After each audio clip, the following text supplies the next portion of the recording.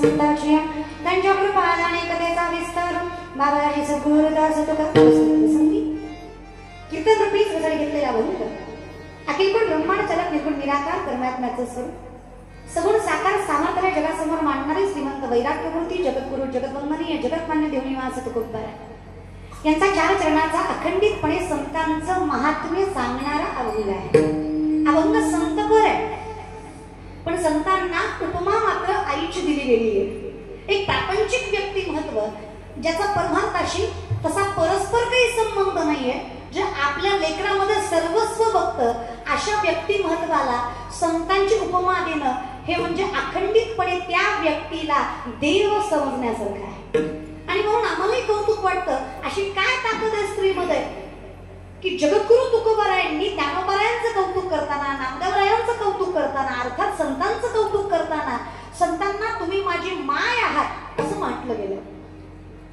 मग अगदी सामर्थ्याने आज या वणीमध्ये कैवल्य आणि पारायण मंडळ यांच्या संयोजनातून विजय ग्रंथाचं पारायण आणि या विजय ग्रंथाच्या पारायणाच्या सुंदर मुहूर्तावर हा संकीर्तन सोहळा खरं तर कुठल्या कारणास्तव कीर्तन आहे हे जास्त गरजेचं नाहीये, पण कुठल्या ना कुठल्या कारणाने कीर्तन होतंय हे फारच गरजेचं आहे। त्याच्यामुळे हे कीर्तन तेवढं परिपूर्ण आहे। म्हणून तुम्ही सर्व भक्तांनी हा सोहळा इथं उपस्थित केला, उभा केला।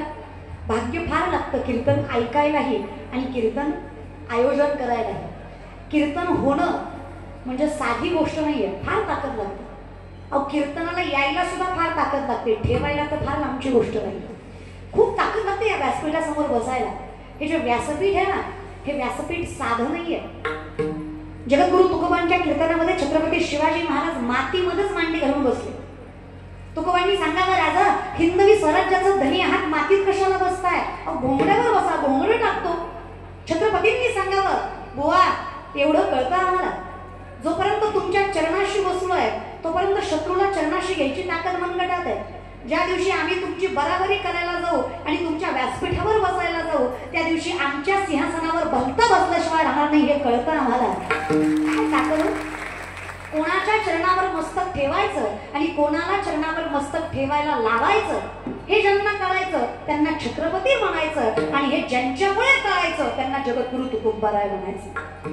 इतकीच त्या संतांमध्ये ताकद आहे, उगाच कौतुक करत नाहीये। तुकोबाराय म्हणतात संतांचा अधिकार म्हणजे परमात्म्यापेक्षाही मोठा वाटतो मला।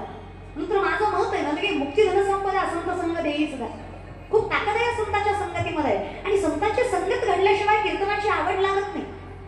कोणतरी देवाच्या रूपाने येतं म्हणतात चल बाई कीर्तन आहे ठेवलंय त्या माय माऊल्यांनी आपल्याला ऐकायला भेटतंय तेच फार नशीब आहे। चल ती चल म्हणणारी म्हणजे पांडुरंगच आहे हे डोक्यात घ्या।